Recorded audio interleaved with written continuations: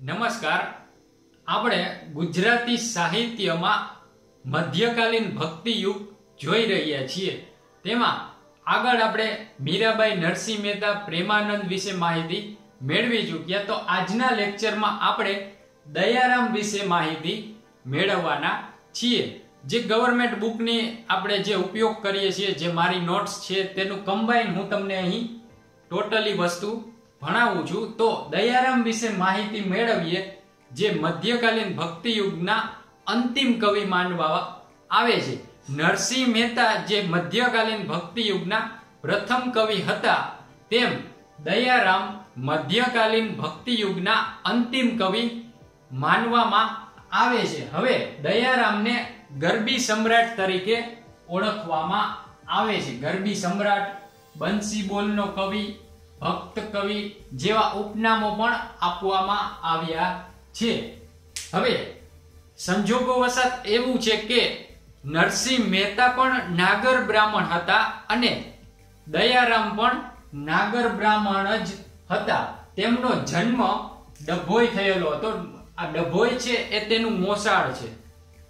દયારામનું મોસાળ ડભોઈ છે, પરંતુ તેનું વતન છે એ ચાંદોદ છે. આ વસ્તુ તમારે ખાસ યાદ રાખવાની કે દયારામનો જન્મ ડભોઈમાં થયો હતો, પરંતુ તેનું વતન હતું એ ચાંદોદ હતું. હવે તેના પિતાનું નામ જોઈએ તો તે સાઠોદરા બ્રાહ્મણ પ્રભુરામ આનંદરામ ભટ્ટ. એના પિતાનું નામ પ્રભુરામ આનંદરામ ભટ્ટ. તેનું માતાનું નામ હતું મહાલક્ષ્મીબેન અથવા તો રાજકોટ. તેને એક બહેન પણ હતા, તેનું નામ છે ગંગા, પરંતુ તેનું મૃત્યુ બાળપણમાં જ થઈ ગયું હતું. આ જે દયારામના બહેન છે તેનું નામ છે ગંગા, એનું મૃત્યુ બાળપણમાં જ થઈ ગયું હતું. હવે આપણે જાણીએ છીએ કે નરસિંહ મહેતા જેમ કૃષ્ણ ભક્તિ કરતા, તેવી જ રીતે દયારામ પણ કૃષ્ણ ભક્તિ જ કરતા. તેનું સ્વરૂપ હતું ગરબી સ્વરૂપ, જે ગોપી ભાવે ભક્તિ કરતા હતા. હવે કવિ નાનાલાલ છે એ દયારામને શું કહે છે, આ વસ્તુ પણ ખાસ યાદ રાખવી કે પરીક્ષામાં એમ પૂછે કે પ્રાચીનતાના મોતી વરસંતા છેલ્લા રસમેઘ કવિ, આવું દયારામને કોને કહ્યું? તો તમારે એનો જવાબ આવશે નાનાલાલ, કવિ નાનાલાલ. હજુ પણ કનૈયાલાલ મુનશીએ દયારામને નિતાંત શૃંગાર કવિ કહેલા છે. કોને? તો કે દયારામને. દયારામને કનૈયાલાલ મુનશીએ નિતાંત શૃંગાર કવિ કહેલા છે. આ વસ્તુ પણ તમે યાદ રાખજો. હવે માતા પિતાના મૃત્યુ બાદ દયારામ ફરી ડભોઈ તેના મોસાળને ત્યાં રહેવા માટે જાય છે, પરંતુ તેને તેનું વતન ખૂબ જ યાદ આવે છે. માટે દયારામ ઘણી વખત તેના વતન ચાંદોદ જતા આવતા રહેતા અને ડભોઈ થી ચાંદોદ જઈ ફરી પાછા ડભોઈ આવી રહેતા. એ રીતે આટો મારવા દયારામ જતા, તેનું જ્યારે વતન યાદ આવતું ત્યારે. તો હવે એક વખત એવું બને છે કે મામા ભાણેજ, એટલે કે દયારામ અને એના મામા એક વખત ચાંદોદ થી ડભોઈ પાછા આવી રહ્યા હતા. તો રસ્તામાં એક તળાવ આવે છે, તેન નામનું તળાવ, જે સોલંકી કાળમાં કોને બંધાવેલું? તો આ વસ્તુ પણ યાદ રાખવા જેવું સાંસ્કૃતિક વારસામાં પણ આવી શકે કે સોલંકી કાળમાં બનેલું તેન તળાવ કોને બનાવ્યું? તો હીરા કડિયા નામના વ્યક્તિએ આ તેન તળાવ બંધાવેલું.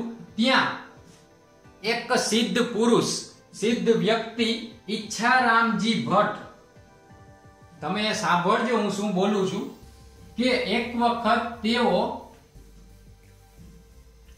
આ ચાંદોદ થી ડભોઈ આવી રહ્યા હતા, ત્યારે રસ્તામાં તેન તળાવ આવે છે, જે સોલંકી કાળમાં બનેલું હતું.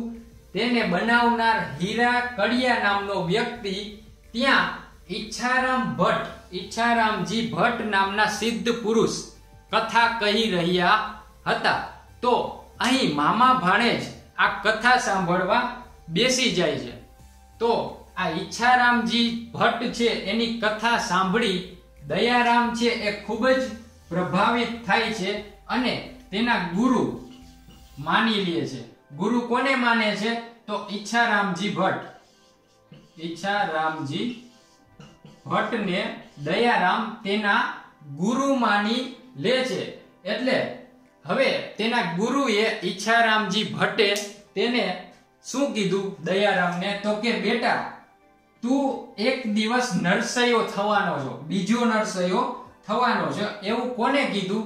તો તમારે યાદ રાખવાનું, ઈચ્છારામજી ભટ્ટ કે તે જેના ગુરુ હતા તેને દયારામને એમ કીધું કે તું બીજો નરસૈયો થવાનો છો, માટે તું અહીં ભારતના તીર્થોની યાત્રા કર અને વિવિધ પ્રદેશોને તું જાણ અને સાહિત્યની રચના કર, એવું કહે છે.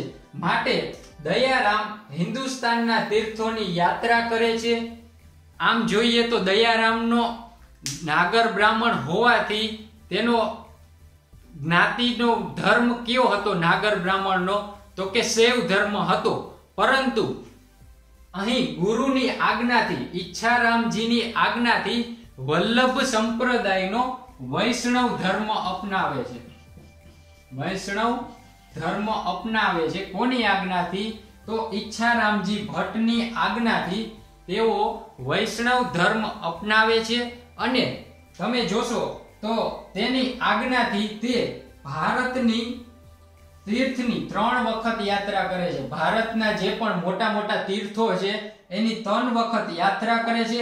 અને શ્રીનાથજીની યાત્રા કુલ 7 વખત એના જીવનકાળ દરમિયાન કરે છે. 3 વખત એના જીવનકાળ દરમિયાન ભારતના તીર્થોની યાત્રા કરે છે અને 7 વખત શ્રીનાથજીની યાત્રા કરે છે. હવે દયારામ છે એ ખૂબ જ સારી એવી યાદશક્તિ ધરાવતા હતા અને સાથે સાથે તેનો અવાજ પણ ખૂબ જ મધુર હતો. એટલે તેની ગરબી ગવડાવવા માટે તેના આજુબાજુના લોકો ખૂબ જ તેને બોલાવતા અને તેના આસપાસના વિસ્તારમાં તેઓ ખૂબ જ પ્રખ્યાત હતા. તો હવે દયારામ અહીં ભારતની યાત્રા કરે છે તે દરમિયાન વિવિધ પ્રદેશોમાં જતી વખતે તેઓ અલગ અલગ પ્રદેશની ભાષાઓ શીખે છે. કુલ તેને 12 જેટલી ભાષાઓ શીખી અને તેમાં એ ભાષાઓમાં સાહિત્ય સર્જન પણ કરેલું. 12 જેટલી ભાષાઓ, એક ભાષા શીખવી આપણા માટે આપણને અઘરી લાગતી હોય અને તે સમયે મધ્યકાલીનના સમયે દયારામે 12 જેટલી ભાષાઓ શીખી અને એ ભાષાઓમાં સાહિત્યની રચના કરી. તેની પણ આપણે હવે માહિતી જોઈ લઈએ.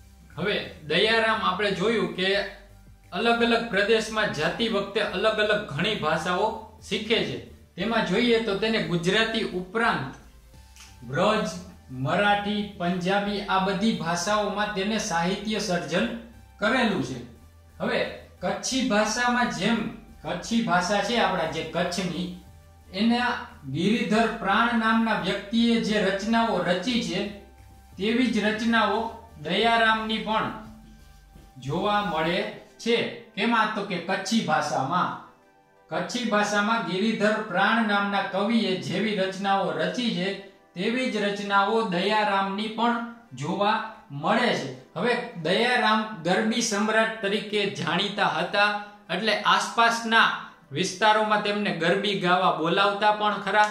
એટલે ઘણી વખત મુસ્લિમ સમાજમાં પણ દયારામને બોલાવવામાં આવતા. ત્યારે તે ઉર્દુ ભાષામાં, દયારામ ઉર્દુ ભાષામાં કાવ્ય બોલતા કે મેરે તો મદન મોહન પ્યારે મહેબૂબ મેરા હે, મદન મોહન પ્યારે મહેબૂબ મેરા હે, તેવી ઉર્દુ ભાષામાં તેની રચનાઓ સંભળાવતા. જ્યારે મુસ્લિમ લોકો પણ તેને ગરબીમાં બોલાવતા ત્યારે. હવે દયારામ તમે જોશો તો કુલ તેને તેના જીવનકાળ દરમિયાન 50 જેટલા ગ્રંથોની રચના કરી છે. પછી ગરબી સાહિત્યમાં ટોટલ 600 જેટલી તો ગરબીઓ રચી છે. અને લઘુ રચનાઓની સંખ્યા જોવો તો ટોટલ 300 જેટલી તો લઘુ રચનાઓ તેમને રચી છે. ટોટલ તમે જોશો તો 50 જેટલા ગ્રંથો, 600 જેટલી ગરબીઓ અને લઘુ રચનાઓની સંખ્યા પણ 300 જેટલી છે. પરંતુ આટલી બધી રચનાઓ આપણે યાદ રહે નહીં, કારણ કે તે તો સાહિત્યકાર હતા અને પોતે ગાવાથી તેમને રચનાઓ કરેલી હતી. પરંતુ આપણે એવી કેટલીક કૃતિઓ છે જે આઈએમપી લાગે તેની આપણે માહિતી લઈએ. તો ઝઘડો લોચન મનનો, આ જ્યારે હું ભણતો મને યાદ છે કે આ કાવ્ય, આ ગરબી કાવ્ય જે છે એ ઝઘડો મન લોચનનો ભણવામાં પાઠ્યપુસ્તકમાં આવતું. ત્યારબાદ રસિક વલ્લભ, આ પણ યાદ રાખવા જેવી કૃતિ છે. પ્રેમરસ ગીતા, પ્રેમ પરીક્ષા, સત્યભામાનો વિવાહ, શોભા સલુણી શ્યામની, શ્રી હરિભક્ત ચંદ્રિકા, આ બધી કૃતિઓ યાદ રાખવી. સાથે આપણે જે ગુજરાતી સાહિત્યમાં ધોરણ 6 થી 12 માં જે દયારામની કૃતિઓ આવે છે તે પણ યાદ રાખવી, જેમાં કાવ્ય તરીકે આવે છે તેની માહિતી સાહિત્યના લેક્ચરમાં ધોરણ 6 થી 12 માં આપેલી હશે જ. હવે અહીં આપણે દયારામ વિશે માહિતી કમ્પ્લીટ કરતા પહેલા, દયારામ આખા ભારતનું ભ્રમણ કરે છે, માટે તે ઉંમર થતા બીમાર પડે છે. ઉંમર થાય એટલે વ્યક્તિ બીમાર પડતા હોય તો દયારામ પણ બીમાર પડે છે. ત્યારે રતનબાઈ નામની વિધવા સોનારણ દયારામની સેવા કરે છે. શું કરે છે? સેવા કરે છે. રતનબાઈ નામની વિધવા સોનારણ દયારામની સેવા કરે છે જ્યારે તે બીમાર પડે છે. ત્યારે આ નામ પણ યાદ રાખવું, કારણ કે એમ પણ પૂછી શકે કે તેના મૃત્યુ અથવા તો પહેલા જે બીમાર પડ્યા ત્યારે તેની સેવા કરનાર વ્યક્તિનું નામ, તો એમાં આવશે રતનબાઈ. હવે દયારામ મૃત્યુ પામે છે ત્યારે તેની એવી ઈચ્છા હતી કે તેને ચાંદોદ તેનો અગ્નિ સંસ્કાર કરવામાં આવે. તો તેના મૃત્યુ બાદ તેને ચાંદોદ લઈ તેનો અગ્નિ સંસ્કાર તેના વતનમાં જ કરવામાં આવે છે. તો હવે અહીં દયારામની જે કૃતિઓ, તેની રચનાઓ અને તેની વિશે માહિતી લીધા બાદ કેટલીક તેની પંક્તિઓ પણ છે તે પણ જોઈ લઈએ. હવે અહીં કેટલીક પંક્તિઓ આપી છે તે જોઈએ. તો પહેલી જ ઝઘડો લોચન મનનો, એની પંક્તિ છે. લોચન મનનો ઝઘડો રે રસિયા, તે જનનો રે લોચન મનનો ઝઘડો રે. વૈષ્ણવ નથી થયો તું, હરિજન નથી થયો તું રે. સિદ્ધને ગુમાનમાં ઘૂમે છે, તું વૈષ્ણવ નથી થયો, તું હરિનો જન નથી થયો, તો શા માટે તું ગુમાનમાં, એટલે આપણી ભાષામાં કહીએ તો પાવરમાં ઘૂમે છે. જો કોઈ પ્રેમ અંશ અવતરે તો પ્રેમ રસ તેના ઉરમાં ઠરે. કોઈ પ્રેમ રસ અવતાર લે તો તેના ઉરમાં પ્રેમ રસ ઠરે, એમ કહે છે. ઓ વાસલડી વેરણ થઈ લાગી રે. એના પછી છે જે ઉગ્યું તે આથમે, જે ફૂલ્યું તે કરમાય. જે ઉગે છે તે આથમે છે અને જે ફૂલે છે, જે ફૂલ ખીલતું હોય તે કરમાવાનું તો છે જ. તેવી રીતે શ્યામ રંગ સમીપે ન જાવ. અહીં આટલી કાવ્ય રચના તો તમારે યાદ રાખવાની જ છે. સાથે જે પાઠ્યપુસ્તકમાં મેં તમને કરાવી છે તે પણ કાવ્ય રચનાઓ યાદ રાખવાની રહેશે. તો અહીં આપણે દયારામની જેટલી પણ માહિતી હતી તે કમ્પ્લીટ કરીએ છીએ. નેક્સ્ટ લેક્ચરમાં વધુ મધ્યકાલીન ભક્તિ યુગમાં જે કવિઓ આવે છે હજુ તેની પણ માહિતી લઈશું. લાઈક, શેર, કમેન્ટ અને સબસ્ક્રાઇબ કરવાનું ભૂલાય નહીં. જય હિન્દ.